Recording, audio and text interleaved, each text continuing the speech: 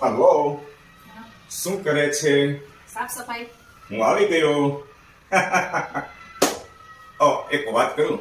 મેં પેલો સવાલ કરેલો ને, દુનિયાનો અઘરામાં અઘરો સવાલ, કે જે જીવનમાં ક્યારેક ખોટું ના બોલ્યું હોય, ખોટું ના કર્યું હોય, જેના થકી કોઈ આત્મા દુઃખી ના થયું હોય, એના થકી કોઈ આત્માની અંદર આંખમાં આંસુ ના આવ્યું હોય, ધંધા વેપારની અંદર કોઈને છેતરો ન હોય, એ પ્રશ્નનો જવાબ મને મળી ગયો છે. એક મારી બેને આપ્યો છે. આટલા બધા મિત્રોની અંદર ઘણા ખરા મિત્રોએ પ્રશ્નનો જવાબ આપ્યો કે એવી વ્યક્તિ કોઈ હોય જ નહીં. ઘણા મિત્રોએ એમ પણ કીધું આવો સવાલ પણ હોય નહીં. પણ મને આજે આનંદ થાય છે. હું જે હેતુથી વિડીયો બનાવું છું એ હેતુથી મને એ બેનનો પ્રશ્નનો જવાબ સાંભળીને મને ખૂબ જ આનંદ થયો. મને પર્સનલમાં એ બેને મેસેજ કર્યો.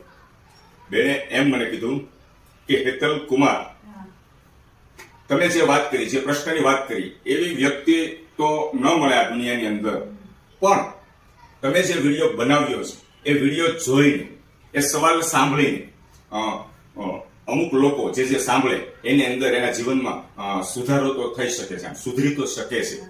ખૂબ સરસ વાત કરી. એ વ્યક્તિ છે આપણા ફેસબુકના મારા ફ્રેન્ડ કૃષ્ણાબેન પટેલ. દોસ્તો, કૃષ્ણાબેન પટેલ મારા ફેસબુકના ફ્રેન્ડ છે. ઘણા ટાઈમથી મારા વિડીયો વોચિંગ કરે છે. મને આનંદ થાય છે.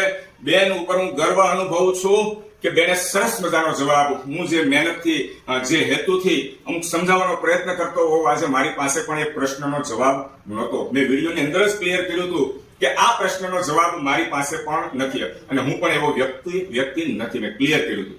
ત્યારે આ બેને મને, આટલા બધા મિત્રોની અંદરથી આ બેને મને કૃષ્ણાબેન પટેલે જવાબ આપ્યો ને, મને આમ અંદરથી ખૂબ જ આનંદ થયો. ખરેખર કૃષ્ણાબેન પટેલના માતા પિતાને હું સેલ્યુટ કરું છું કે આવી દીકરીને જન્મ આપ્યો. એમની વિચારધારા શું, કેટલી આમ સમજદાર.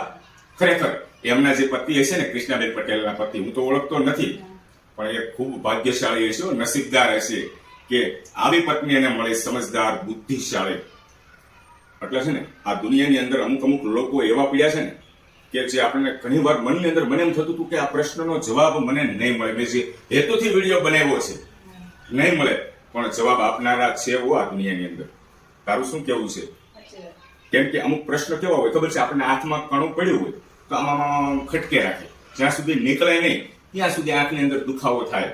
એમ મેં આ પ્રશ્ન કર્યો તો મને પ્રશ્નનો જવાબ જ્યાં સુધી ન મળે મિત્રો, ત્યાં સુધી મને એ અંદર મનની અંદર ખટખટ થયા કરે.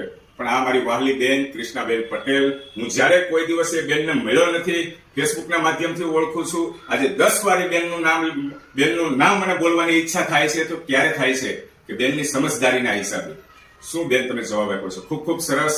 મારા માટે તો ખૂબ મોટી વાત છે કે તમે મને સમજી ગયા, ઓળખી ગયા. Thank you very much Krishnaben Patel. હું હેતલ કુમાર સાવલિયા દિલથી નમન કરું છું, 100 વાર નમન કરું છું બેન. Thank you very much.